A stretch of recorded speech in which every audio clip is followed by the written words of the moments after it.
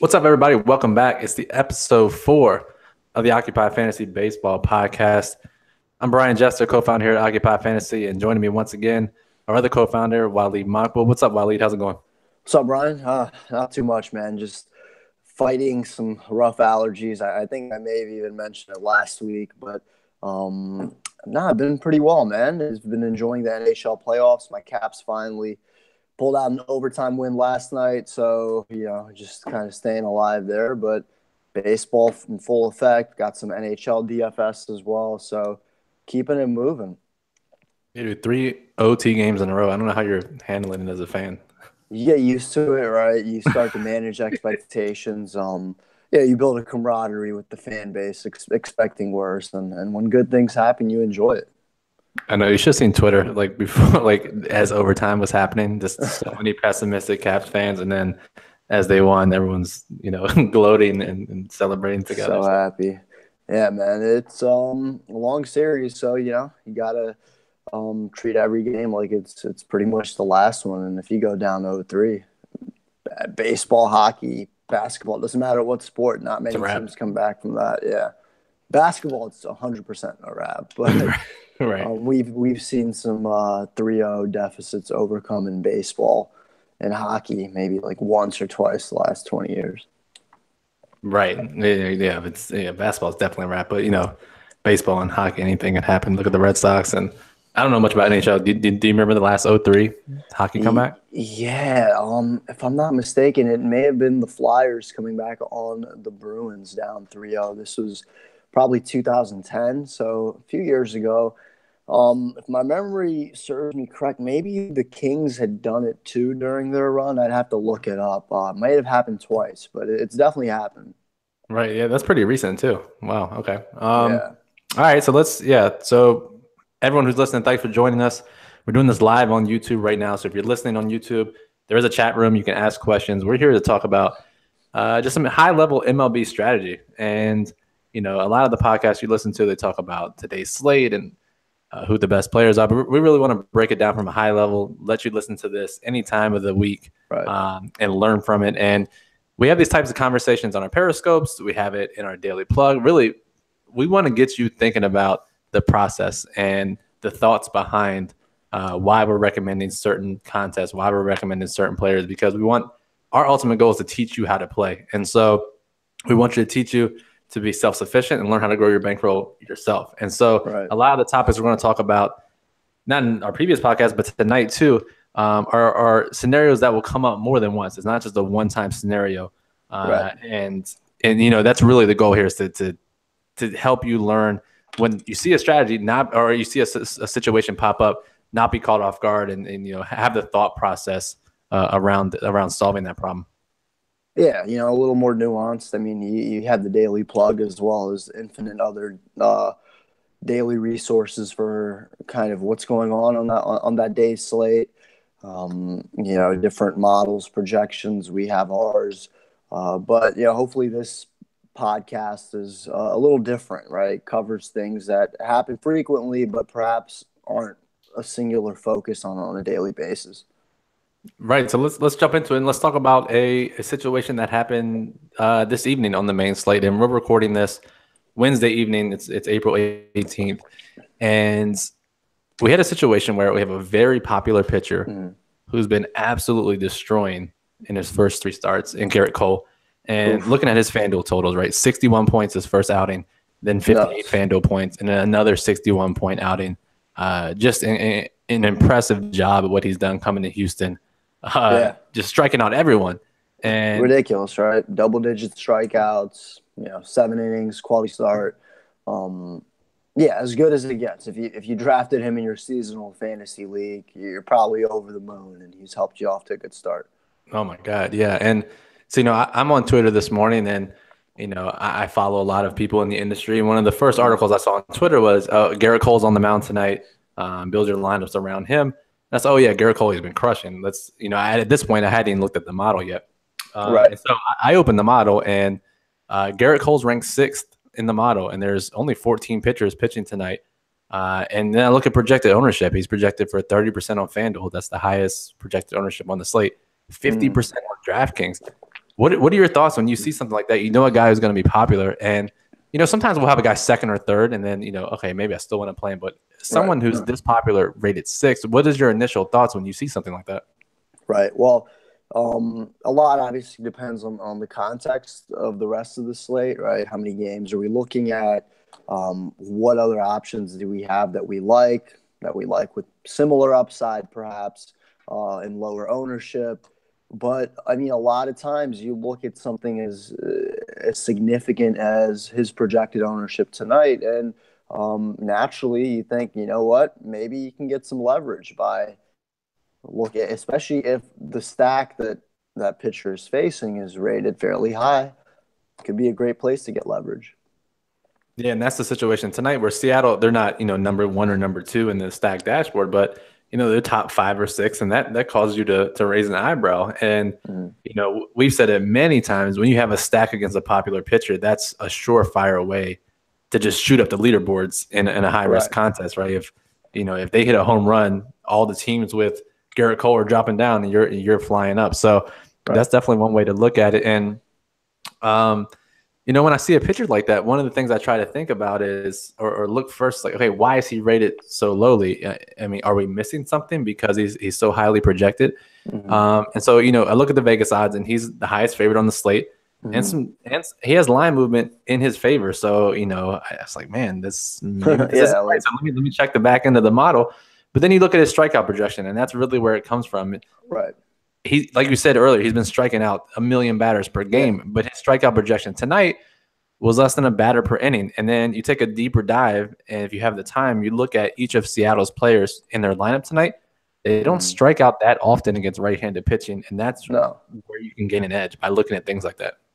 Right. I mean, they have some serious lefties, but kind of backtracking, you look at his price, right? He is definitely the most expensive pitcher on the slate by a good margin, by $800 on FanDuel and $900 on Draftkings. So when you kind of factor that in, and then usually when you're paying up for guys, especially in higher risk contests, you want that strikeout per innings pitched rate or projecting to be over 1, to give you something to kind of look at and feel like, you know what, here's a pitcher that can get me 50, 60 points. Now, look, recency bias, everything that has happened as of the first 3 starts for Cole tell you it's very possible that and what was his projected K per inning tonight? It was, I think it was 0.85 or 0.9, yeah, right in that range.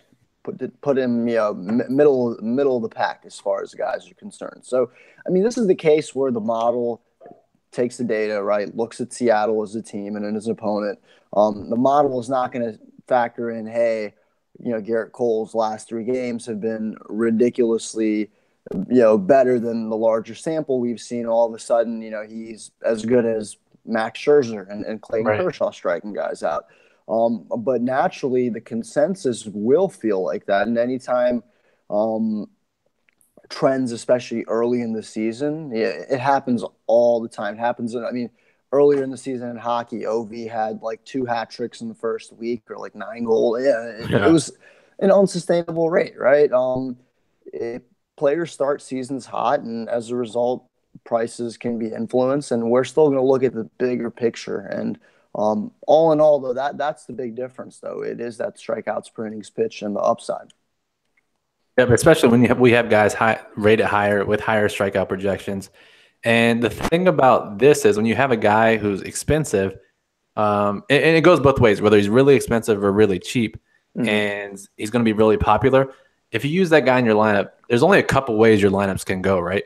By using a different pricing tier pitcher, your lineups are automatically going to be different than other people. And that's just another factor that makes your lineups unique, which is what you want in these high risk reward contests. And like you said, great point. Yeah, I mean, he could do what he's been doing, right? I mean, it's very possible he strikes out 10 batters again. And, like I say, he's the highest favorite on the board. He could very well be the highest scoring pitcher this evening.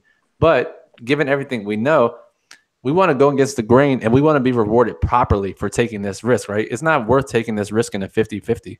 No. It's not worth just doubling your money. You want that exponential payout if you are right. Like I think we said it last podcast, it's not how often you're right. It's how much you win when you're right. Yeah. Yeah, No. absolutely. No, for sure. And I mean, when we looked like, to be honest, I haven't played the last 2 days, right? So it's the first day I'm kind of getting back into it, and it's okay to take days off baseball. It's a long season, guys.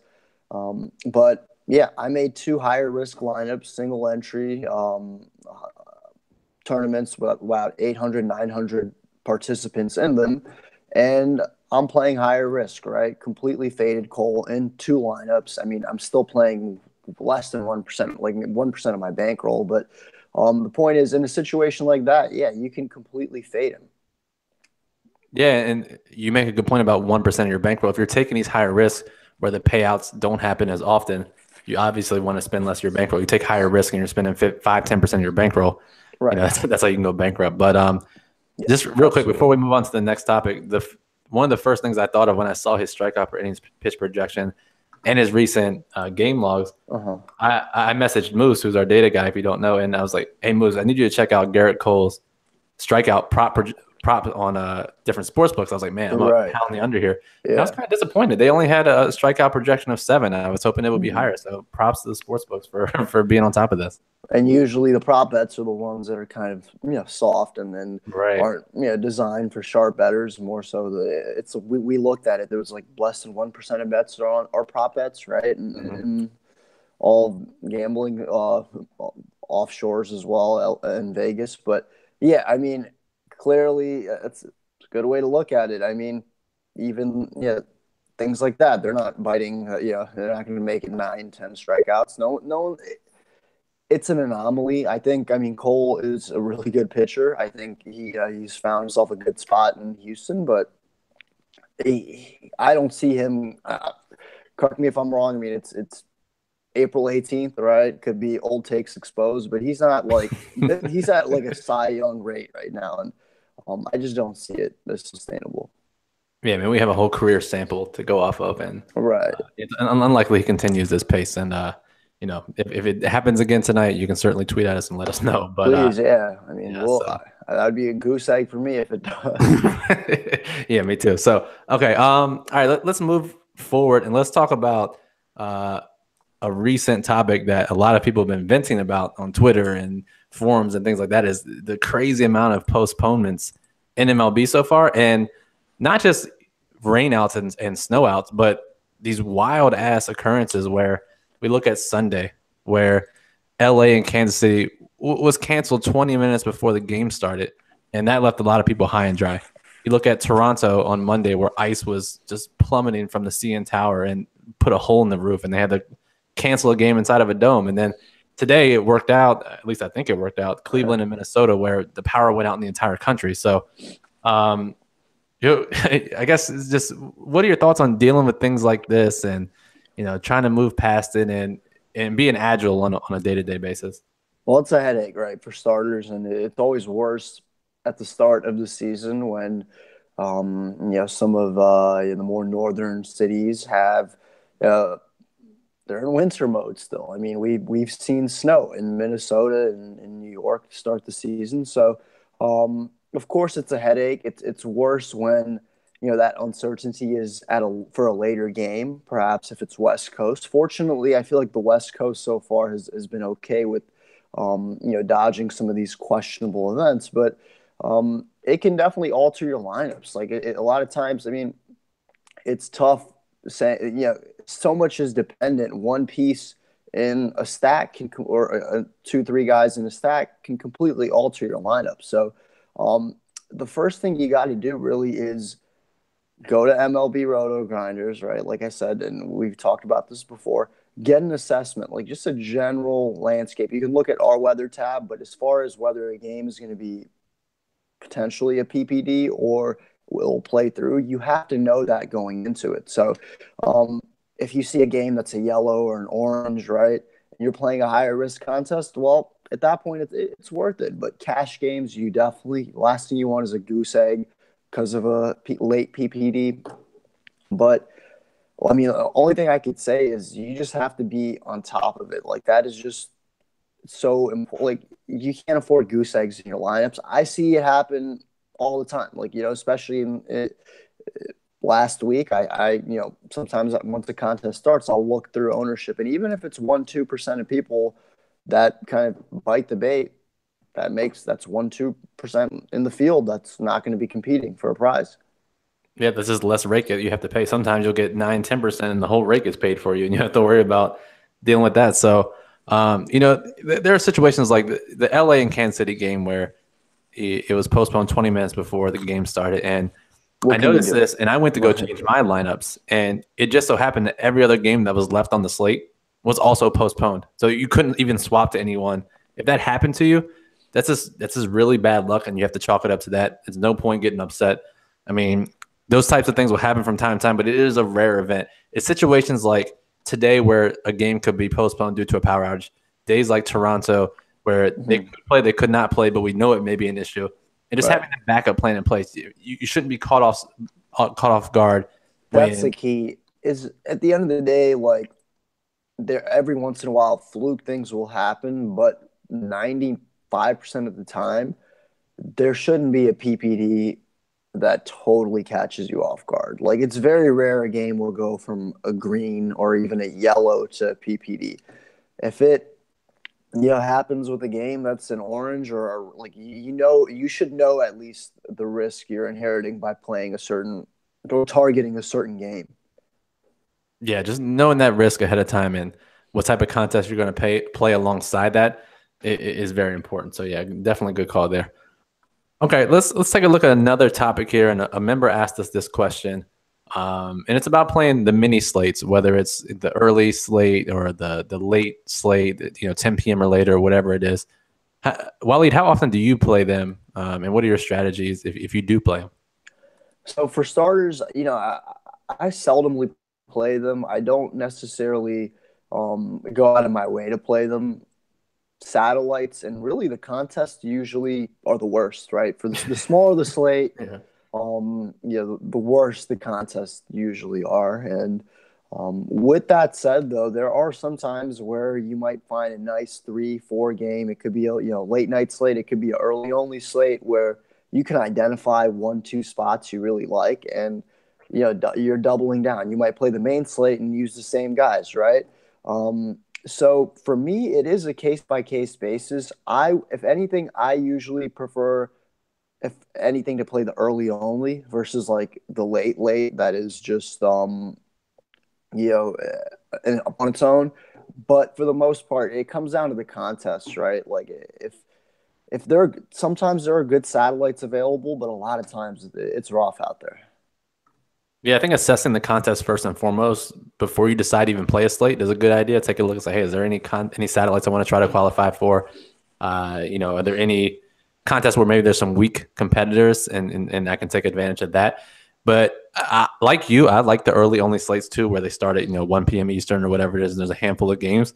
A lot of times because people are at work right when they're playing these slates, so they don't have as much research, and they aren't as quick to adapt to lineup changes, right? So if they make their lineups 9 to 10 o'clock, but a lineup comes out at 12 or 1, a lot of times they miss those guys, and we'll see guys not in the lineup who are 10-20% out, and that's where you can get an advantage.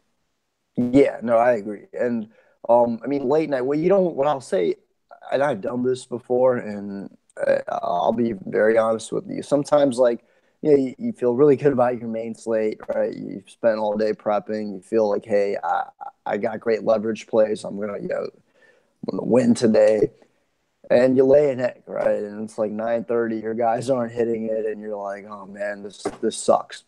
Next thing you know, you kind of panic and just make a late out lineup just for the hell of it, right? Didn't really isolate research time for it. Don't do that. I know it's tempting sometimes, but long term, doing that once, twice a week is not going to help your bankroll. Yeah, please don't do that. One of our followers on Twitter was talking about, oh man, if my players don't do this tonight, I'm playing $200 tomorrow. It's like, oh my God, please don't do that. I hope you please need to get a membership and listen to what we're saying. Yeah. That's the case. So, or stop playing DFS. One of the two. No middle ground there. Yeah, some of his other tweets indicated that he wasn't very well adjusted, so he probably shouldn't be playing DFS. All right, you talked about satellites on short slates. I feel what we should do, and we haven't really done this yet. And I want to do this in Daily Plug pretty shortly, but let's take a look at some of the satellites that are available on FanDuel and maybe break down what these GPPs may look like when the time comes around. Because, some people, we talk about the satellite strategy, but not, some people are just blindly entering satellites, not even sure what their tickets are for. So, yeah, absolutely. I mean, it's something that I usually target like one or two satellites every few weeks. And it's important to know what your options are, right? You don't want to just blindly enter satellites just because we told you in the plug. You want to have a bigger kind of picture strategy. Which ones are you specifically looking to get a handful of tickets to? Yeah, and this depends on the size of your bankroll too, right? So if you have a super small bankroll, $50, $100, $200, and really only things that make sense for your bankroll to qualify for are, and I'm looking on FanDuel right now, and the Supreme Squeeze, which is a $6 GPP, or probably the Ridiculous Rally, which is a $9 GPP. Now we've seen these in NHL, and we've even seen on the very first day of MLB this year, because they had cross sport satellites, the Ridiculous Rally had 50,000 entrants, and I imagine the Squeeze, which is a little bit smaller entry fee, probably has even more people. So, so that's something you have to think about. And just those two contests specifically, Walid, this many people in a GPP, are you still recommending to people that even have smaller bankrolls to try to get into these satellites?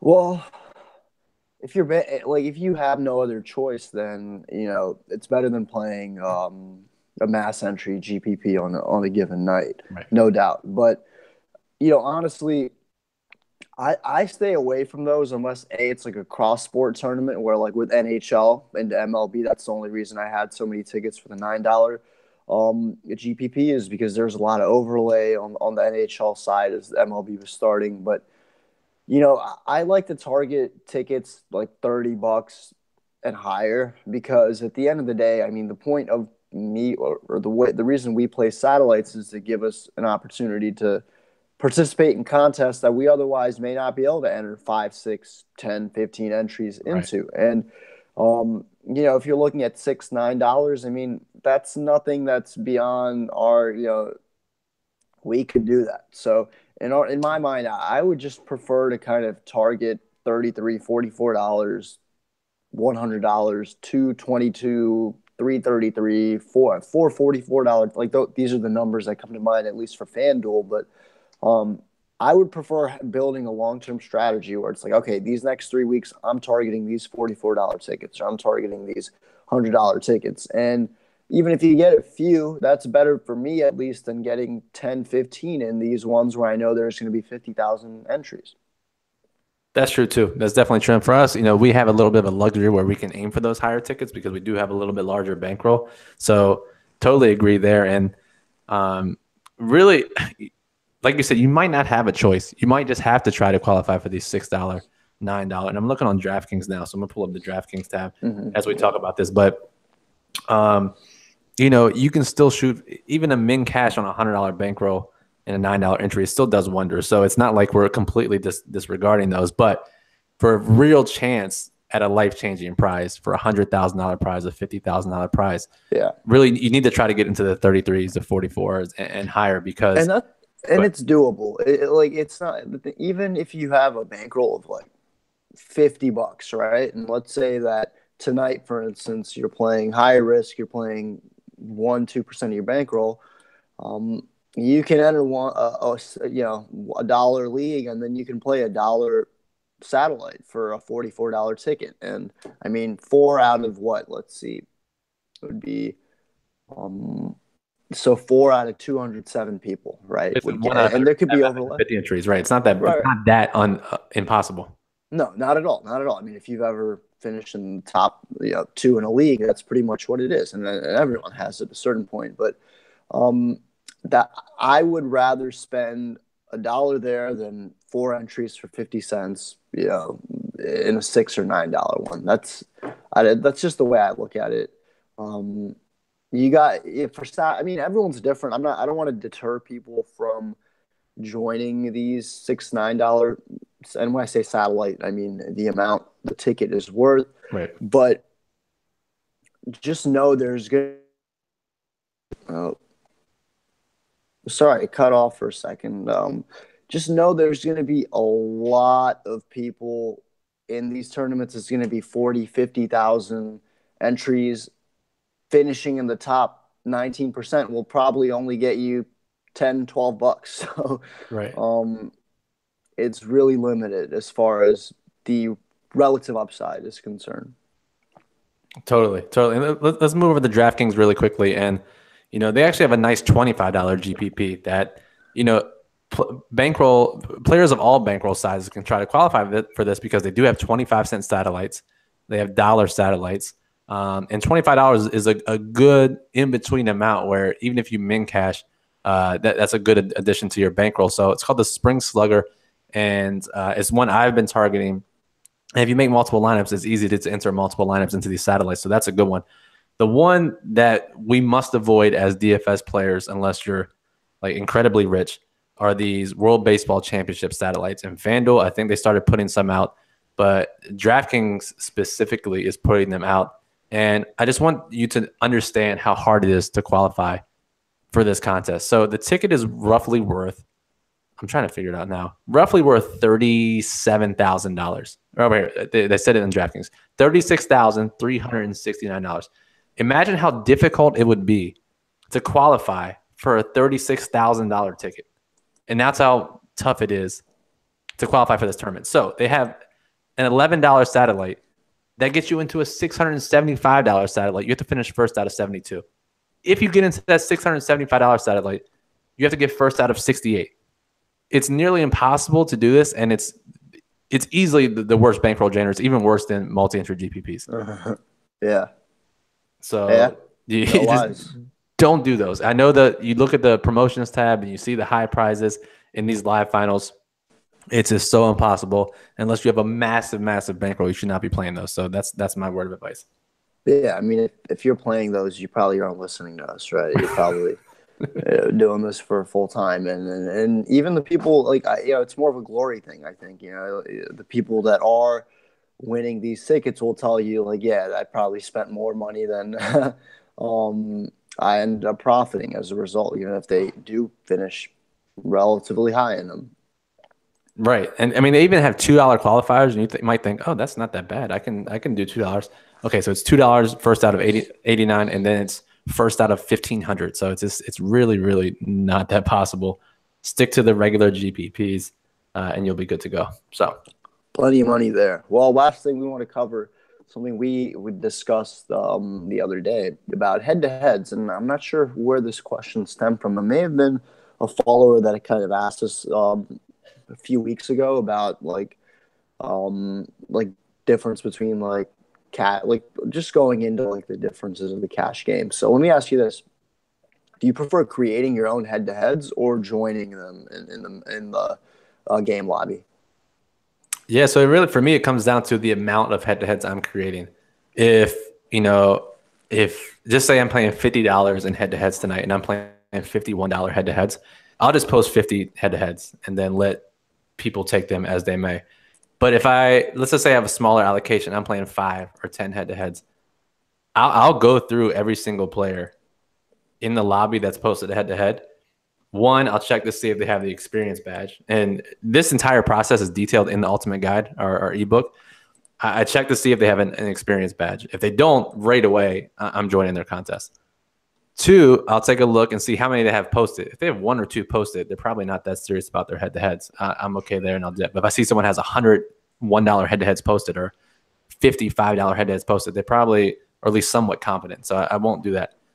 Third, and if I have the time, I'll take a look at a player, and I'll just go to Roto Grinders. They have their player rankings. You can go on there and see how they rank in a specific sport if they're signed up with Roto Grinders, and a good majority of players are. So if I see somebody that's ranked in the top 100 or 500 in their sport, I'll avoid them too. So I look at those 3 things, and if I am only playing a handful, you can pick and choose and find great matchups doing that.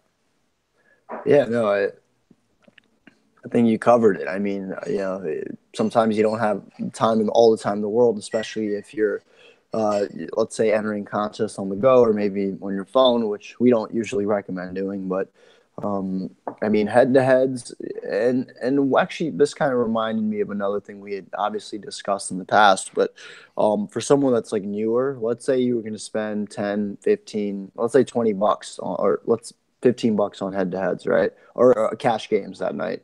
How are you splitting that between head-to-heads, double-ups, 50-50s? Yeah, it kind of depends. So first of all, I would say, as a rule of thumb, I tried to play unless I can play at least 10 head-to-heads. I'm not going to play a head-to-head, because if you're playing one or two head-to-heads, that could go a lot of different ways. You could score in the 90th percentile and get unlucky and play the 95th and 97th percent scores. Go 0 for 2, and it doesn't make any sense where you'd have cashed 100% of your double up. So, right. Unless I can spread that risk around and really get a true return on investment, and that takes a lot of head-to-heads to do. But over the course of one evening, it is not 10 or 20. Me, if I can get 20 plus is ideal. So if a $20 allocation, I'll play 20 head-to-heads. Right. But unless it's that, I'll mostly just strictly play double-ups and 50-50s, unless I glance through the head-to-head lobby and I see a couple guys who don't have experience badges or only posted a couple, and I think I can take advantage. Yeah, fair enough. And that's kind of what it comes down to, right? If you do see someone without an experience badge on it, you definitely got to be like a shark and jump on it. But for the most part, the difference between a double up 50-50 and a head-to-head comes down to how many lineups you can play and how you can mitigate risk. If your lineup does, let's say, in the 30th or percentile, right, you can still win some head-to-heads, whereas you're probably not going to win any cash games like 50-50s. Right. Exactly right. You really want that diversity in your contest selection if possible. And it takes a while to grow your bankroll to get to that point, but you're exactly right. And because if you finish that 30th percentile, those a couple head-to-heads will actually keep you afloat, so you just don't go airball every night and get $0 of return. So right. All right. Well, I think that's about it, Brian. See you again next week. Yeah, I think that's it. I think this is a good conversation, and we're going to keep coming back here once a week to talk about baseball strategy. Hopefully, my original host Bobby Tuggs will be back soon, and we can talk about Bob's journey and get his thoughts on his DFS career. So, if you're listening to this, leave a review if you liked what we talked about. Subscribe, iTunes, Stitcher, SoundCloud, whatever it is. Get every episode. We're doing this live on YouTube. Subscribe to YouTube so you can watch the videos. And OccupyFantasy.com. $4 a week gets you access to our model and our plug. And that's what you want to do. So follow Lead on Twitter at PC_Lead. Follow me on Twitter at BrianJesterFF. Follow us on Twitter at OccupyFantasy. Lead, any closing thoughts? Just honestly, please keep feeding us questions, right? Like, I know a lot of these things sometimes, like, when we think of the topics we want to discuss, some of it is questions we've been asked like in the past week, but sometimes it's questions we were asked a few weeks ago, and we're like, it's kind of relevant to what that one person asked us. So it's the coolest thing ever when people ask us very nuanced questions, because it creates good conversation. It's not just, hey, who should you play? I mean, we could pick hairs on that for hours and hours, which pitcher you should go with, why you should. But when we're talking strategy, it's always something that adds value when we hear the questions from you guys yourself. So please keep them coming. We've enjoyed answering them on Twitter and also covering them on the podcast. Yep. So if you want to be a teacher's pet, or you want to be cool with the Occupy guys, ask us a strategy question. We'll you'll be cool in our book. So all right, thanks for listening. Walid, thanks for joining and chat with me. Appreciate it. So until next week, OccupyFantasy.com, at OccupyFantasy on Twitter. You can find the rest of our content. Appreciate you listening, and we'll see you soon.